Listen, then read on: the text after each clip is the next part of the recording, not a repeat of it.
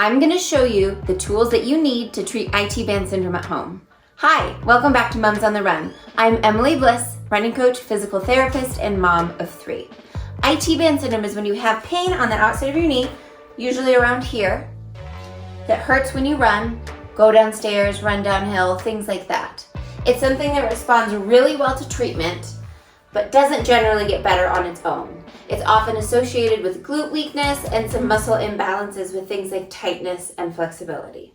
So today I am going to show you 3 strength exercises and 2 mobility exercises, but stay till the end because the mobility exercises are what is totally game changer and what people often miss when they're treating IT band syndrome. So you can do this at home because it responds really well to treatment. Okay, so you're going to lie on your side. First, we are going to start with a glute strengthening exercise. You can lie all the way down or prop yourself up. The goal is to strengthen your muscles right back here, the muscles that help control your hip. And you're gonna lift your leg up and down like this.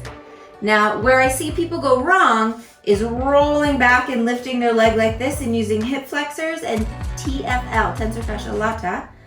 You need to actually roll your hips forward a little bit and put your fingers right on your glutes to make sure that you're using the right muscles. So we're gonna do 10 more of these, and your goal is to work up to 2 sets of 20 on each side. And that might mean you start with 8 or 10 on one side, and as you get stronger, you'll build up. I generally recommend doing both sides. However, you usually find one side that is weaker than the other side, and you can double up more sets on that side. So say you do 3 sets on one side and 2 sets on the other, or 2 sets on one side and 1 set on the other. Okay. And then we switch sides. So same thing here. I'm lifting up, making sure I'm not rolling back, and really feeling it right here in my glutes. Those are what's really important. If this exercise feels pretty easy for you, and you can do it without really getting quite fatigued and tired, then the next exercise is a bit more functional and could be a better place to start.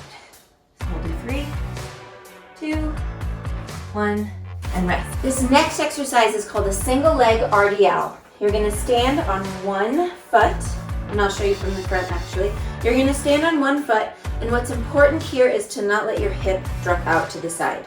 You want to use those muscles that you just worked on the ground and lift your hip right up and keep it there. Because when you're running, that's the stability force that you need, and you don't want to do this, which causes your knee to go in, gives you kind of a sloppy form, and can be what's causing your IT band pain. So get that hip supported. You're going to stand up, and then you're actually tipping forward with your shoulder, hip, and heel all in one line, and then come back up. The goal isn't necessarily to go really far. The goal is to keep that hip stable. So ways that people cheat are letting your hip come out, and also I see a lot of this where people just bend forward from their back and not from their stabilizing leg. So you're in one straight line going forward. And I'll switch sides so you can see here. You want something like this. Go as far forward as you can with good control without doing this. So you want the movement to come from your hip. All right, so I'll do 5 more just to demonstrate. The progression is to grab a weight, and that's the ultimate goal, is to be able to do at least half of your body weight with a dumbbell. Ideally, your full body weight. Because when you're running, that's what you need to support, right, is your full body weight as you land. So that is gonna help your hip stay stable.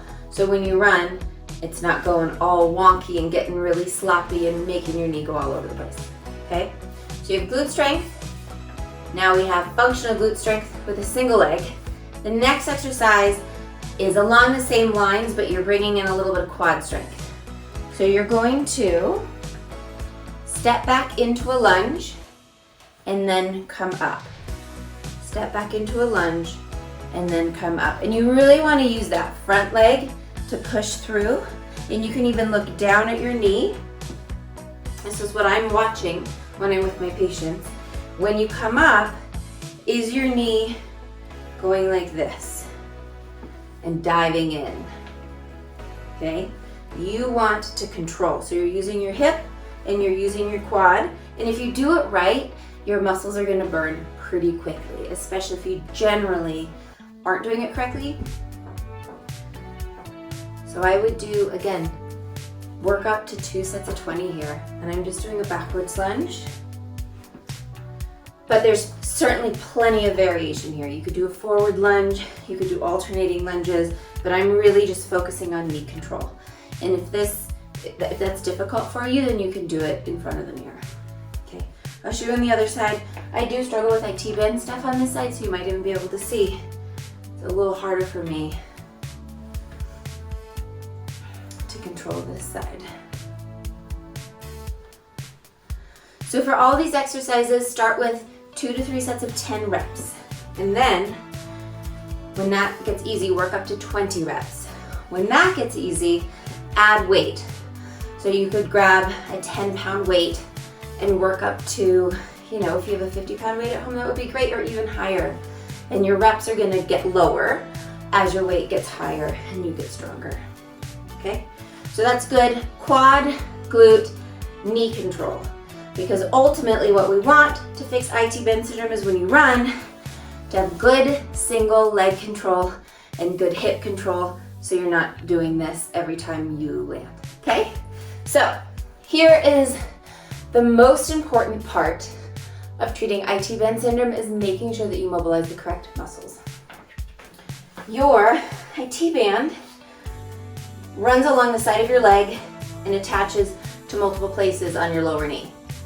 It starts up here at your hip, through your glutes, through the bones up here, but mostly it starts from a muscle called your TFL, or your tensor fasciae lata. And this muscle is small. It works as a hip flexor, a little bit as a rotator, depending what position you're in, but it can get really tight and really sore. So you're gonna take a ball. A lacrosse ball is great. This is too small, but we're traveling, it's just what I have. And you're gonna roll this area out. So you're gonna put the ball kind of right here, find the top of your femur and find the crest of your pelvis, and go halfway down and a little bit forward, and that is your TFL. So you are going to keep this inside leg really relaxed, bend your outside knee a little bit, put that ball right on your TFL, and lean into the wall. And if you're in the right spot, you'll feel it pretty quickly. You might even feel it in your knee.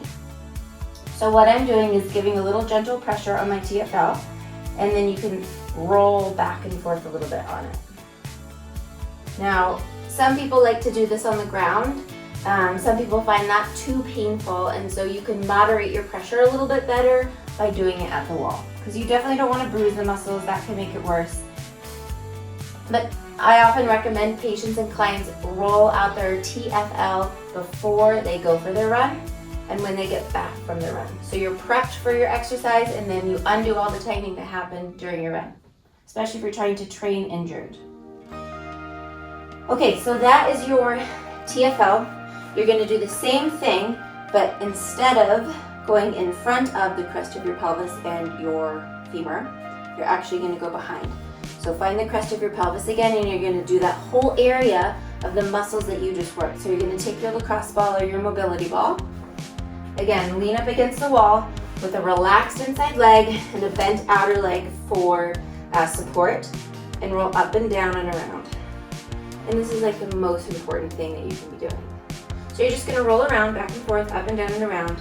I often like to do like a C shape, and then if I find a really sore spot, I just stop and hold it. You don't want to roll over any bones. Mostly you don't want to roll over your femur, which is right here.